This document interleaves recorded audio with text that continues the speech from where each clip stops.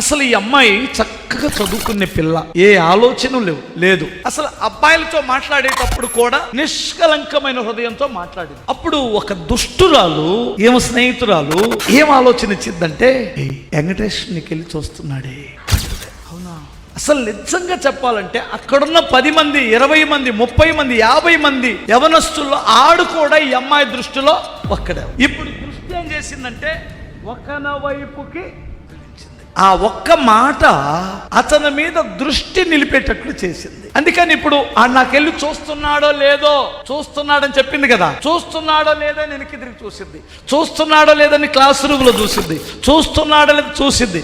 ఇప్పుడు ఈ చూపుని వాడేమనుకుంటాడో ఒక ఆలోచన నీ జీవితాన్ని పాడు చేస్తుంది. ఆ ఆలోచన అప్పుడే కాలు కింద నలిపేస్తే నీ భవిష్యత్తు ముందుకెళ్ళింది. యవనస్తులైన పిల్లలకే కాదు, సంసారాలు చేస్తున్న వారి జీవితంలో కూడా ఈ ఆలోచనలు